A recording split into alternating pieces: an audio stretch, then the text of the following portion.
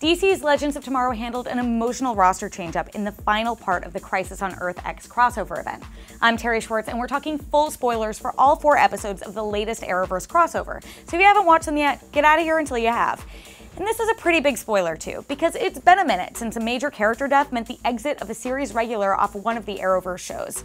Victor Garber has been a part of this larger DC TV universe since The Flash Season 1, before later joining up with the Legends and becoming a series regular on that spin-off series. So it's a pretty big deal that he died for the sake of his team, even though the timey-wiminess of DC's Legends and the multiple Earths that exist within the Arrowverse mean the door is always open to Marty making some sort of future cameo appearance. That's why it's so great that this crossover event did right by Marty Stein and gave him the send-off he deserves. In retrospect, Crisis on Earth X didn't make it a secret that Stein wouldn't be sticking around as a Legend. Even before this 4-episode arc, he's been talking about wanting to go home to his family and giving up his powers permanently. This storyline saw him and Jax grappling with what it would mean to give up the Firestorm identity for each of them individually and as a team together. While obviously I would have preferred if Stein got to end his life happily living alongside his family, it is great that DC's Legends gave him a hero's end. His funeral and the many Legends and Flash characters saying goodbye to him by thanking him for the change he caused in their lives was surprisingly emotional. Yes, I cried a little bit. It was a good end to a strong character.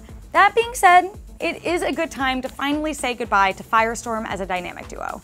From when Stein and Ronnie became connected back in The Flash, up through this culmination of Jax and Stein's stories, it feels like the Firestorm character has run its course. Storylines and conflicts were beginning to repeat themselves, and it started to feel like the two characters were burdened with each other. Neither Jax nor Stein could fully grow or develop individually because they were so dependent on one another.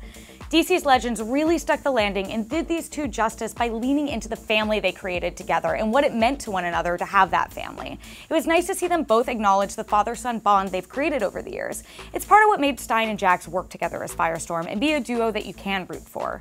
But of the two, Stein definitely was the stronger character, and Victor Garber gave one heck of a performance. There's a big question about what is Jax's next move now that he's without his powers.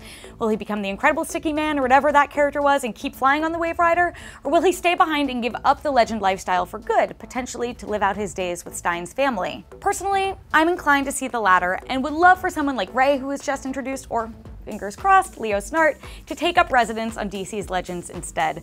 This is the most substantial roster change Legends has had in a while, and hopefully it will be a good opportunity to freshen up the team and offer some fun new dynamics. So what did you think of Stein's send-off? Do you want to see Jax remain a member of the Legends, or would you rather see someone else on the Wave Rider instead?